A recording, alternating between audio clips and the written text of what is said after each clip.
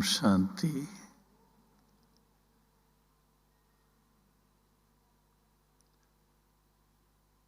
अव्यक्त बाप दादा के नैनों के नूर रत्नों,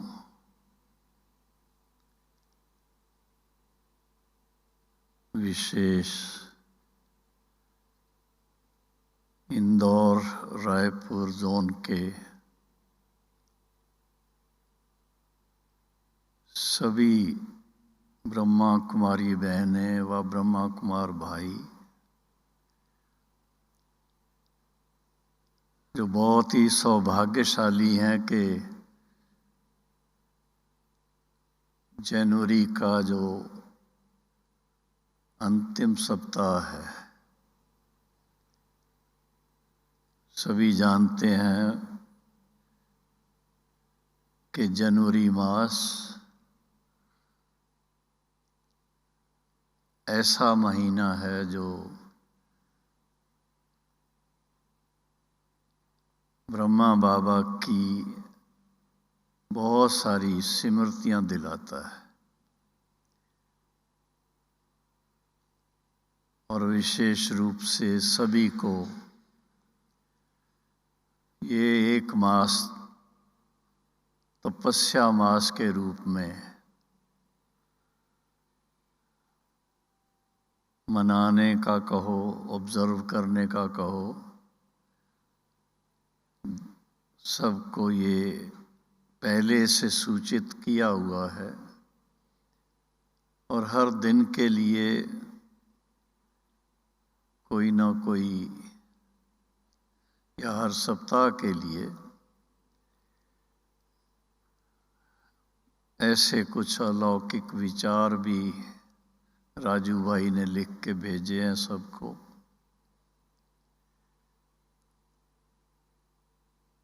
तो जब हम इंदौर जोन को ख्याल में लेते हैं, बहन जी ने मेरा ये तो बताया मैं कहाँ कहाँ देश विदेश में गया, पर उन्होंने कुछ इंदौर से संबंधित कोई बात नहीं सुनाई। और इंदौर में मैं समझता हूँ कम से कम भी 3-4 बार गया था मैं इंदौर, रायपुर नहीं गया हूँ। और वहाँ पर हमारे आदरणीय भ्राता ओम प्रकाश जी और उनके साथ में आरती बहन जी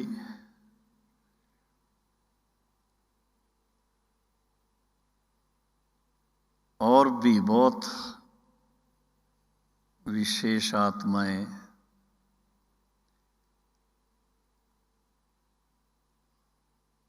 सभी से वहाँ मिलना हुआ। सब कुछ बहुत अच्छे अच्छे प्रोग्राम हुए थे। तो उन सब को अपने मन पटल पर अंकित करता हुआ मैं आपको आज जो मुझे आज्ञा हुई है इसके ऊपर कुछ बोलूं। बड़ी सिंपल सी टॉपिक दी है, फॉलो फादर।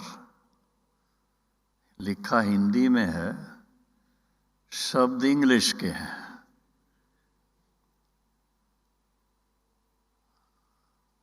कौन से फादर को फॉलो करेंगे आप? कौन से फादर, कौन से बाप को फॉलो करेंगे? शिव बाबा को? शिव बाबा को नहीं करेंगे? अच्छा, शिव बाबा को याद करेंगे और फॉलो करेंगे ब्रह्मा बाबा को। ब्रह्मा बाबा के नक्शे कदम पर चलना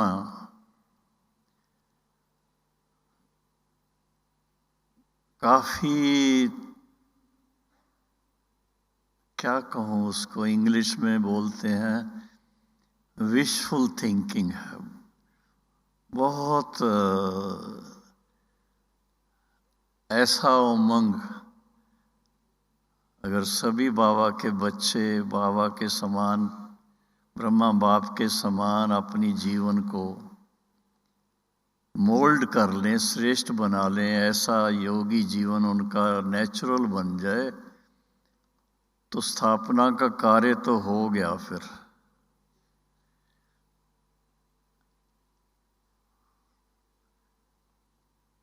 बाबा ने जिस तरह का अपना एग्जाम्पल हम सब के सामने रखा, अगर हम उसके ऊपर विचार करते हैं, जो हमारी आंखों देखी बातें हैं, कुछ पुरानी जो आद में जब ओम मंडली शुरू हुई तब से जो सुनी हुई बातें भी हैं, तो उसमें मुख्य बात क्या क्या आती है, वो बाबा ने प्रैक्टिकल लाइफ में हमें करके दिखाई।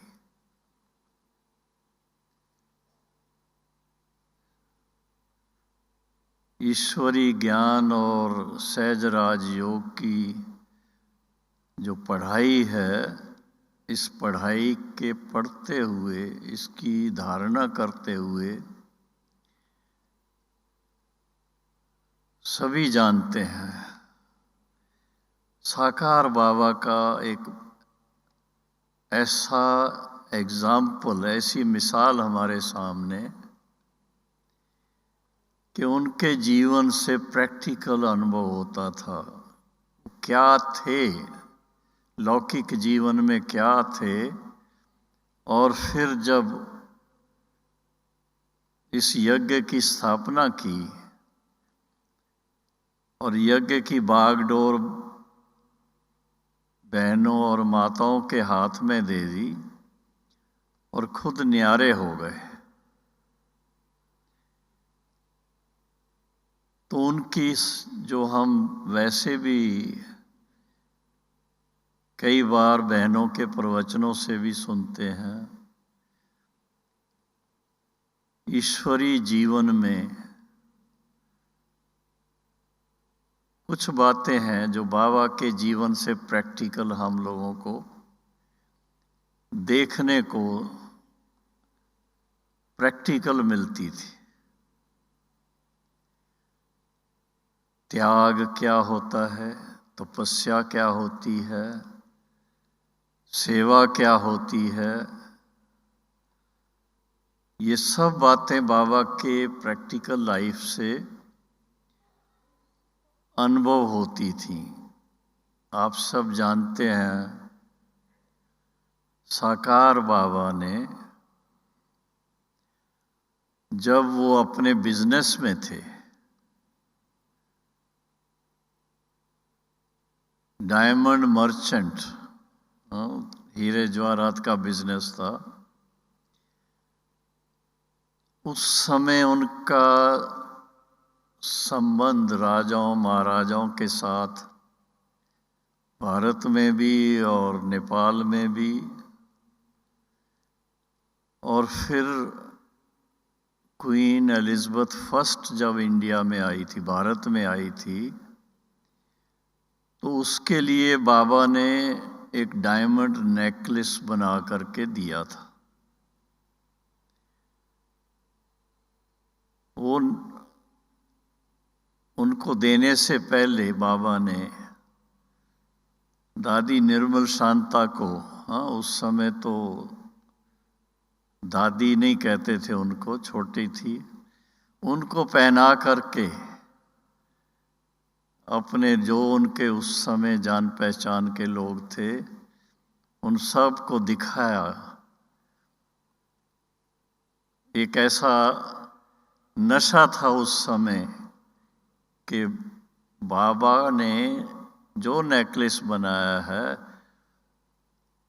वो किसके लिए बनाया है। उस समय भारत ब्रिटिश राज का यहाँ पर उनका बोलबाला था, और क्वीन एलिजाबेथ फर्स्ट आई थी तब की ये बात है। तो हीरे जवाहरात सब कुछ, वो सब होते हुए भी आप सब जानते हैं कि साकार बाबा को जो उनकी अपनी रुचि की बात थी वो कुछ गुप्त रहती थी, और वो थी एक बड़ी खोज बाबा को थी।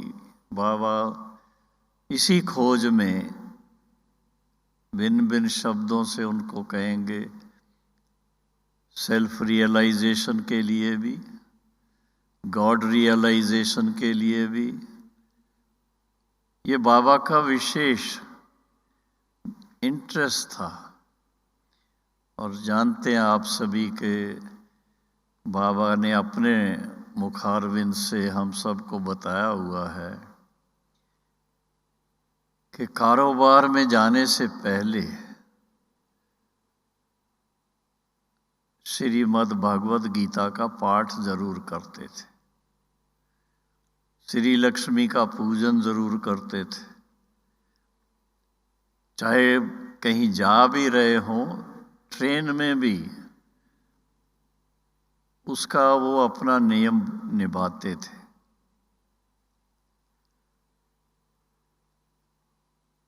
और फिर वो जो डायमंड नेकलेस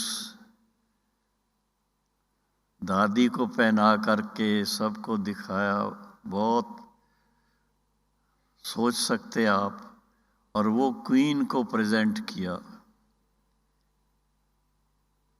वो नेकलेस, डायमंड नेकलेस अभी भी लंदन में एक विशेष स्थान है जहां पर डायमंड्स रखे हुए हैं और वो पब्लिक को दिखाए जाते हैं। टावर ऑफ लंदन बोलते हैं उसको, वहां जाके देख सकते हैं। हम देख करके आए हैं, वो नेकलेस भी देखा। हमारे बहने भाई जो वहाँ साथ जाते हैं दिखाने के लिए, वो खास दिखाते हैं, ये बाबा का बनाया हुआ नेकलेस है। तो आप सोचिए, वो सब होते हुए भी उनकी अपनी जो आंतरिक भावनाएं थी, आंतरिक खोज थी, वो कुछ और थी। ये बाहर का जो राजाई का एक शो होता है, वो सब करने का उनका नहीं था। लेकिन भगवन प्राप्ति कैसे हो, तो उसका जब अनुभव हुआ, आप लोगों ने कल और आज की मुरली में पढ़ा होगा, सुना होगा। बाबा ने अपने अनुभव सुनाए हैं बीच बीच में कि जब बाबा को साक्षात्कार हुए और उन साक्षात्कारों में पुरानी दुनिया का परिवर्तन, नई दुनिया कैसी आएगी और उसमें क्या पार्ट होगा। शुरू शुरू में बाबा को कई बहने भाई, जब ओम मंडली शुरू हुई थी, तो बाबा को श्री कृष्ण के रूप में अनुभव करते थे।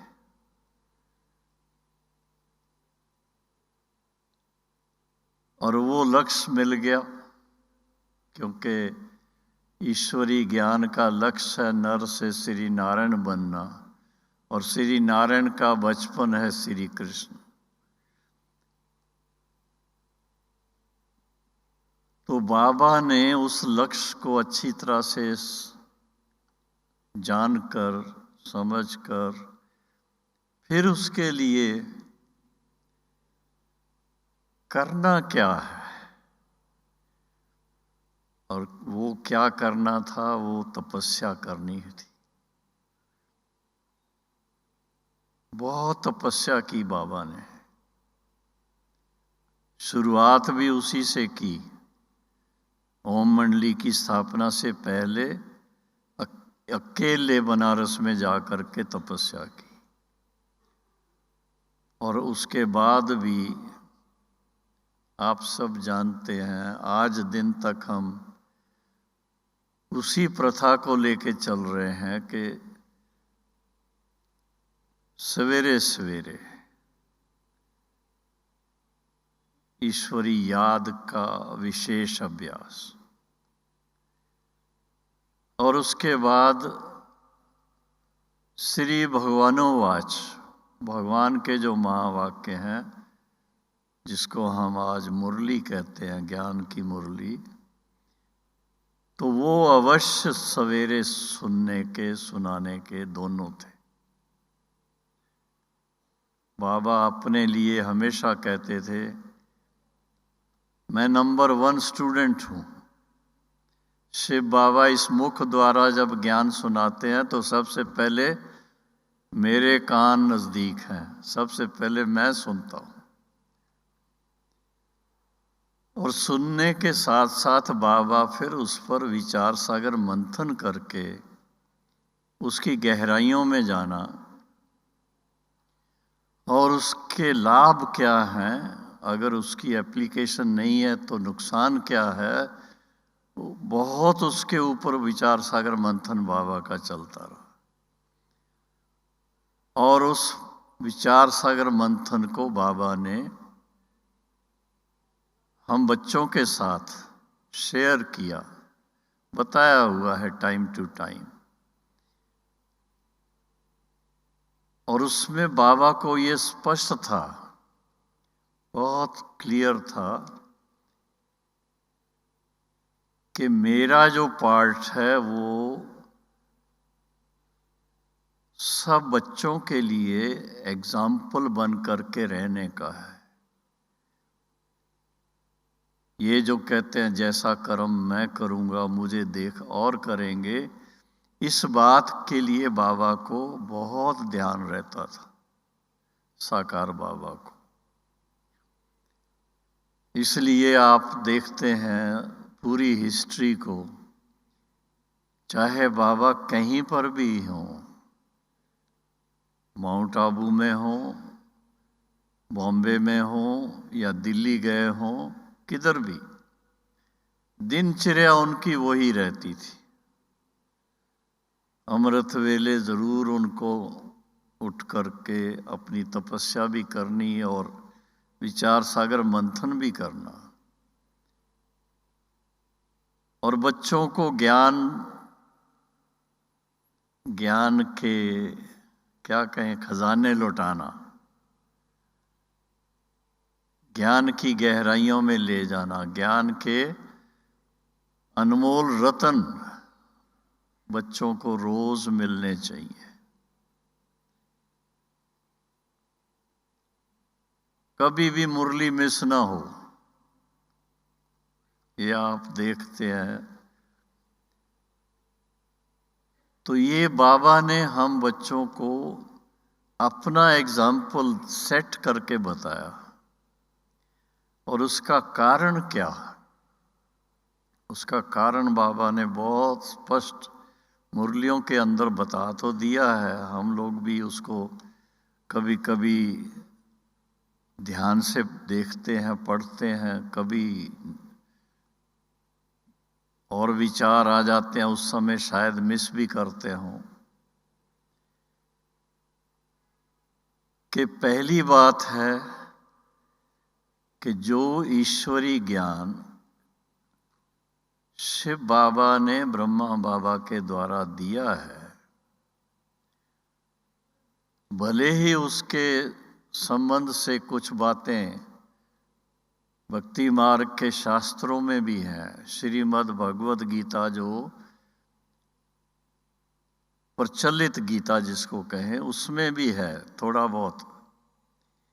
लेकिन आप सोचिए, इतने वर्षों से कितने वर्ष हो गए? 86। 86 वर्षों से जो ज्ञान बाबा देते रहे, कितना खजाना इकट्ठा हो सकता। और बाबा को खुद को, बाबा ब्रह्मा बाबा को शिव बाबा का दिया हुआ जो बाबा कहते हैं नई दुनिया के लिए नया ज्ञान, तो नया ज्ञान जो बाबा ने दिया, जैसे बाबा को हीरे जवाहरात की परख, उसकी कीमत, उसकी वैल्यू क्या थी, वो जानकारी थी, इसी तरह से ज्ञान रत्नों की भी वैल्यू क्या है, वो साकार बाबा ने इतना उसको अप्रिशिएट किया। आप में से अगर कोई साकार के दिनों के भाई बहनें हों, जरा हाथ खड़ा करो। साकार के दिनों के एक भी नहीं है, सब अव्यक्त के ही बालक हैं सब। तो साकार बाबा को मुरली के साथ इतना प्यार होता था।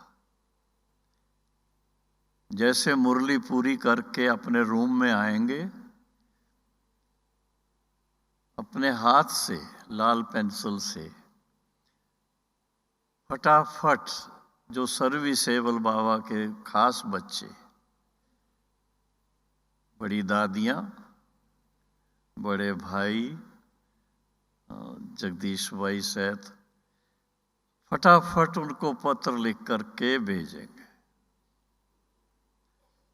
हम दादी प्रकाश मणि जी के साथ बॉम्बे में थे, तो हर रोज बाबा की पोस्ट आती थी। एक रविवार का दिन होता था जब नहीं आती थी, क्योंकि छुट्टी का दिन होता था, लेकिन रोज बाबा के पत्र आना और उधर से दादी जी का पत्र, समाचार पत्र जाना बाबा को। और पत्रों में क्या होता था, बाबा खुद बच्चों को वो ज्ञान रतन जो उस दिन मुरली में नए नए कोई आए होंगे, चाहे वो विचार सागर मंथन के कारण आए, चाहे शिव बाबा ने डायरेक्ट आकर के कुछ नई बातें सुनाई, वो बाबा लिख करके फटाफट, आप कितने पत्र लिख सकते हैं एक दिन में? मुश्किल से 1 लिखेंगे, 2 लिखेंगे, और बाबा कम से कम भी 12, 15, 18 स्थानों पर ऐसे फास्ट लिख लिख करके भेजते थे। और हम लोग इंतजार करते थे बाबा के लाल अक्षरों का लिखा हुआ पत्र आए, और वो सब मिलकर के बैठ के आपस में दादी सुनाएंगी, हम सुनते थे, इतना मजा आता था उसका। लेकिन उसके अंदर होता क्या था, बाबा को जिस जिस ज्ञान की कोई ऐसी बात खुद को बहुत जची हो, वो विशेष लिखेंगे। और बाबा साफ लिखते थे, बच्चे ये ज्ञान खजाना आपको भेज रहा हूं, एक एक ज्ञान रतन की कीमत लाखों रुपए है। मुरली के अंदर भी 20-25 ऐसे ज्ञान रत्न होते हैं, लेकिन फिर स्पेशली उसमें से सिलेक्ट करके जैसे बाबा भेजते। तो बाबा को सबसे बड़ी बात तो यही कि भक्ति मार्ग में जो चीज हम ढूंढते रहे, वो हमें स्वयं शिव बाबा ने अवतरित होकर के दिव्य दृष्टि के द्वारा, दिव्य चक्षु के द्वारा और फिर ईश्वरी महावाक्य मुरली के द्वारा इतना स्पष्ट सारा ज्ञान सुनाया और लक्ष्य दिया। क्या लक्ष्य दिया आप सब जानते हैं। इस ही जीवन में, भक्ति मार्ग वाली बातें नहीं कि भाई वहाँ चलो एक जन्म में भगवान नहीं मिलेंगे, दूसरे में मिल जाएंगे, दूसरे में नहीं तीसरे में मिल जाएंगे। सिर्फ उसके लिए आशा रख करके चलते रहे। लेकिन बाबा ने इस बात को बड़ा स्पष्ट किया कि कल्प के लास्ट में, सतयुग से लेकर कलयुग अंत तक 5000 साल का जो ये एक कल्प माना जाता है, तो कल्पांत में सतयुग के आद और कलयुग के अंत के बीच का जो समय है, इस समय स्वयं परमपिता परमात्मा शिव अवतरित होकर के ये ईश्वरी ज्ञान देते हैं और दिव्य दृष्टि का वरदान देते हैं, दिव्य चक्षु का वरदान देते हैं, ताकि हमें समझ में आए कि हम वास्तव में कौन हैं, हमारा ओरिजिनल स्वरूप क्या था और हमारे परम पिता उनका स्वरूप क्या, उनके गुण क्या, उनके कर्तव्य क्या। भावनावश हम मानते आए, लेकिन प्रैक्टिकल लाइफ में जैसे अभी हमें निश्चय है, अभी उनके साथ संबंध जोड़ा है और अभी उसको अपने उनके शिक्षाओं को कहो, उनकी श्रीमत को प्रैक्टिकल लाइफ में ला रहे हैं, उस चीज को आप देखेंगे दुनिया में और कहीं नहीं होता है। और ब्रह्मा बाबा ने खास इस बात को पक्का किया हुआ था कि ब्रह्मा बाप जैसे किसी ट्रेन का इंजन होता है तो आगे होता है, इसी तरह से बाबा खुद जो भी ज्ञान की बात बाबा से सुनते हैं, पहले उसको अपने जीवन में ला करके फिर बच्चों को अनुभव के आधार से और गाइड करेंगे। और आप देखेंगे अभ्यास करते करते बाबा का हम अपनी आंखों से जो देखी हुई बात है कि बाबा के स्वरूप में कैसे कैसे चेंज आनी शुरू हुई। आद में जो साक्षात्कार रूप में बाबा को देखते थे, वैसी बात फिर थोड़ा बंद हो गई और उसके बाद ज्ञान की तरफ पूरा ही सबका ध्यान गया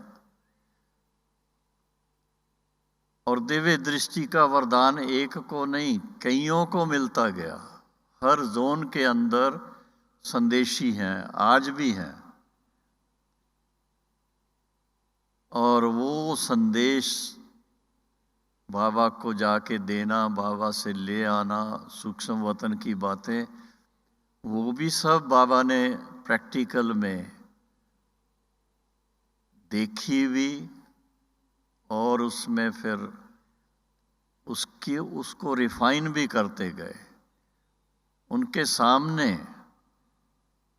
संदेशी को बिठा करके भोग के टाइम पर संदेशी जाएगी ऊपर बाबा के पास वतन में, और बाबा इधर मुरली चला रहे होंगे तो क्या कहेंगे, बाबा जो आप बच्चों को ज्ञान रतन दे रहे हैं तो ये तो सुन नहीं रही है, इसको तो बड़ा नुकसान हो रहा है। हालांकि हर कोई समझता है संदेशी का पार्ट जो है बहुत महत्वपूर्ण है, लेकिन बाबा की अपनी बात थी उस समय। वो इसलिए कि हम थोड़ा इस बात का ध्यान रखें कि संदेशी बाबा के दिए हुए वरदान के अनुसार अपना पार्ट बजा रही है, और फिर चलते चलते अगर जो भी निमित्त ऐसे कोई संदेशी किसी कारण से, उनकी तबीयत के कारण, उनके और कोई कारण से वो पार्ट में, कभी उनका पार्ट बंद भी हो सकता,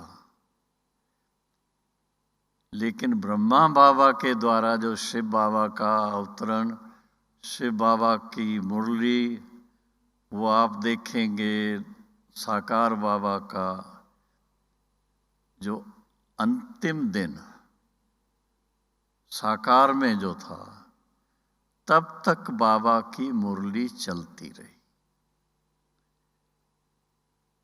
उसमें एक विशेष आप लोगों ने पता नहीं वो नोट किया या नहीं किया, 30 जून 1968 रात्रि क्लास, उस मुरली के अंदर बाबा ने अपना अनुभव सुनाया हुआ। आपको पढ़ करके आश्चर्य होगा, शायद पढ़ी हो, सुनी हो।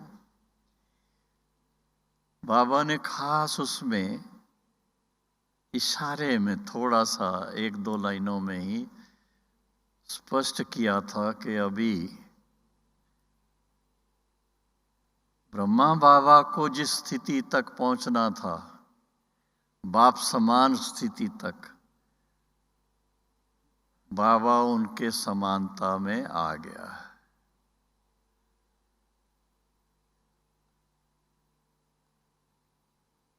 दोनों मिलके एक हो गए। पता नहीं आपने कभी पढ़ा या नोट किया।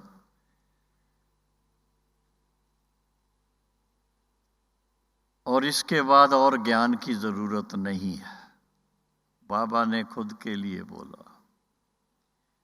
खैर उसके बाद तो आप जानते हो, फिर जुलाई, अगस्त, सितंबर, अक्टूबर, नवंबर, दिसंबर, जनवरी, लगभग 7 मास उसके बाद भी एक प्रकार से कहें कि बाबा अपनी उस स्थिति तक पहुंच करके, बाप समान स्थिति तक पहुंच करके, शरीर में रह करके, लेकिन फरिश्तों की तरह उन्होंने अपना पार्ट बजाया। उनके संपर्क में आने वाले, उनके पास जो आके मिलने वाले, वो जानते हैं कि जैसे बाबा पहले एक एक स्थान का सारा समाचार सुनते थे, एक एक बच्चे की कहानी कोई सुनते थे, सब था। लास्ट के जो 2-2.5 साल थे उसमें बहुत चेंज आ गई। कुछ भी उनको सुनाने के लिए हम बाबा के रूम में या बाबा के झोंपड़ी में ऊपर बैठते थे, या जहां पर भी होंगे, तो बाबा अपनी अंदर की जो स्थिति है तपस्या की, उसमें बहुत गहन तपस्या में रहते। पहले तो हमें बोलने के लिए सोचना पड़ता कि बोलें या ना बोलें। उस समय का जो बाबा के पास बैठ कर के प्रकंपन फील होते थे, इतने शक्तिशाली होते थे। और बाबा थोड़ा ऐसे देख करके दृष्टि देंगे, उड़ा देंगे, हमें भी उड़ा देंगे। तो बाबा पूछेगा, हाँ बच्चे बोलो। कभी कभी तो वो क्या बोलना था वो भूल ही जाते थे। बाबा को कहना पड़ता था, बाबा अभी तो याद नहीं रहा, जब याद आएगा तो बता देंगे। और बाबा भी अगर कोई बात हम लेकर के आए हैं तो लंबी लंबी कहानी नहीं सुनते थे। फिर 2-4 लाइन सुनी, फिर कहेंगे हाँ बच्चे, बाबा समझ गया। बाबा अभी तो मैंने शुरू किया। हाँ बच्चे, बाबा समझ गया। बाबा को अपने समय की और हम बच्चों के समय की इतनी वैल्यू थी कि अभी जो हो गया या जो बातें हैं इसमें टाइम क्यों गंवाना है, बाबा के साथ मन लगाएंगे। तब बाबा के वो लास्ट के जो शब्द हैं, कभी आपने नोट किए होंगे, उस स्थिति तक पहुंचने की बात थी। निराकारी, निर्विकारी, निरंकारी, ये लास्ट की मुरलियों में आप पढ़ेंगे। तो ऐसी स्थिति तक पहुंचना, उसको थोड़ा आप सोच सकते हैं कि हम कहाँ तक पहुंचे हैं। बड़ी मेहनत का काम है ये। कहने में, बोलने में, लिखने में आता है सहज ज्ञान, सहज राजयोग। हाँ, सहज है, नेचुरल है। लेकिन जब इसकी गहराई में जाने की बात है तो बाबा का मिसाल सामने आता है कि ब्रह्मा बाबा ने जिस तरह से अपना अभ्यास किया, और क्या अभ्यास किया कि मेरा मन सिवाय शिव बाबा के और किस तरफ नहीं जाना चाहिए।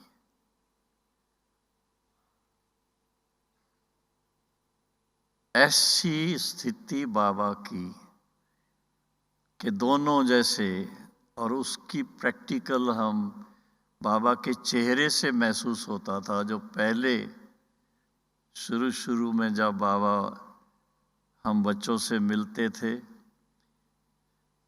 तो लगता था अभी शिव बाबा इनके तन में आए हैं।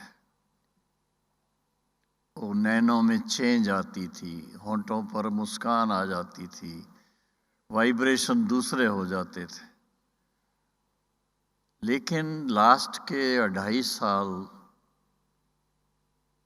ऐसी स्थिति थी कि एक रस जैसे बाबा एकदम बाप समान स्थिति के अनुभव में थे। ऐसी स्थिति तक पहुंचने के लिए बाबा ने बहुत स्पष्ट किया हुआ उन दिनों की बातें हैं कि बच्चे, जब आप 8 घंटे योग करो, कर सकेंगे लगातार? नहीं, सारा दिन कोई बैठ के करना नहीं है। पर बाबा ने जिस तरह से कहा 8 घंटे आराम करो, 8 घंटे अपनी कारोबार करो, सेवा करो, सब करो, लेकिन 8 घंटे जो हैं याद की यात्रा के लिए, जब विशेष रूप से उसको आप करेंगे तो बाप समान की स्थिति तक पहुंचेंगे।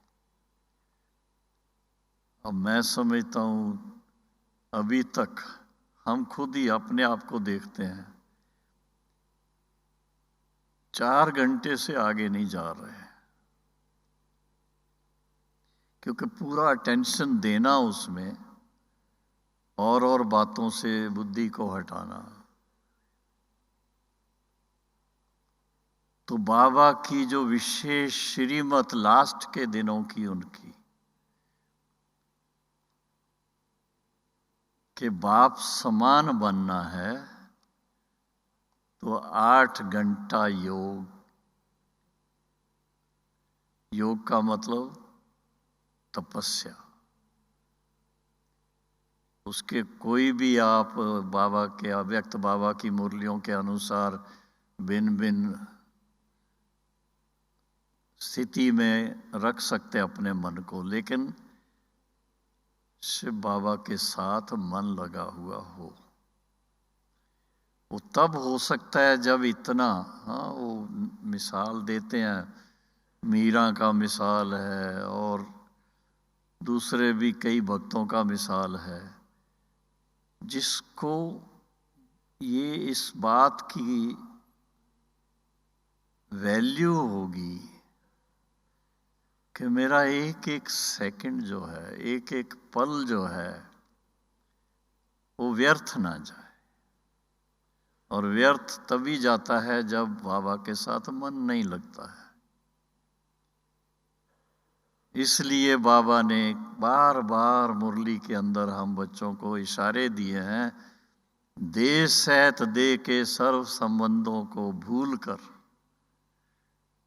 स्वयं को आत्मा निश्चय कर फिर मुझ बाप के साथ मन लगाओ। आप प्रैक्टिकल देखते हो, साक्षी होकर के आप देखो 24 घंटे में कितना टाइम हम ऐसे रहते हैं।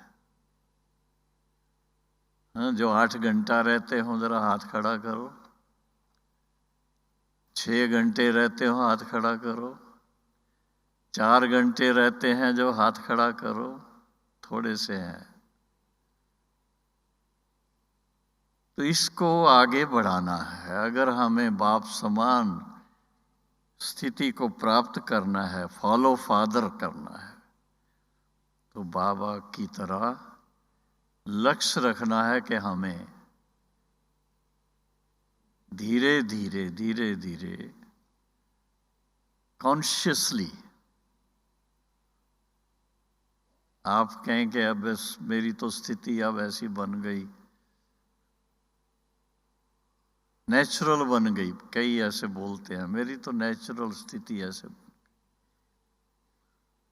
फिर आराम से जरा बैठ करके हो, थोड़ा एनालाइज करो, पूछो कोई और संकल्प आते हैं, किसी और जगह मन जाता है, बाल बच्चे याद आते हैं, किसी और भाई बहनों को याद करते हो। फिर कहेंगे ये तो स्वाभाविक है ना, परिवार के साथ रहेंगे तो याद तो आएंगे। लेकिन बाबा की मिसाल है हमारे सामने साकार की, कि सब बच्चों को संभालते हुए कितनी जिम्मेदारी बाबा के ऊपर थी। सभी सेंटर्स का ध्यान रखते हुए, सभी बच्चों का ध्यान रखते हुए, फिर भी एक लक्ष्य कि मुझे 8 घंटा तपस्या करनी है। और प्रैक्टिकल में देखा कि जब बाबा ने कुछ वर्ष लगातार वो तपस्या की तो फाइनल स्टेज तक पहुंच गए। बाप समान प्रैक्टिकल, ऐसा लगा बाबा को बस शिव बाबा के साथ ब्रह्मा बाबा मर्ज हो गए हैं, जैसे उसमें समा गए हैं।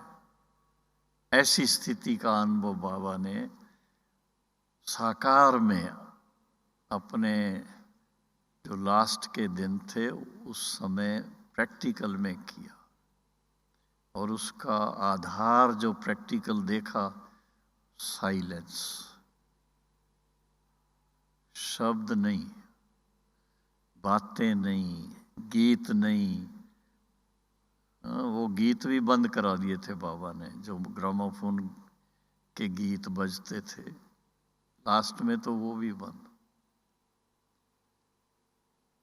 अब इतना मन में खुशी भी रहे, अतीन्द्रिय सुख भी रहे, और इतनी शक्तिशाली हमारी स्थिति रहे, इतने ऊंचाई में हमारा मन रहे, उसका अभ्यास करेंगे तो बाप समान स्थिति को प्राप्त कर सकेंगे। और करना है, ये एक अपने मन में पक्का दृढ़ संकल्प चाहिए कि हमें ब्रह्मा बाप समान बनना है। इसको तभी कहेंगे कि हमने फॉलो फादर किया।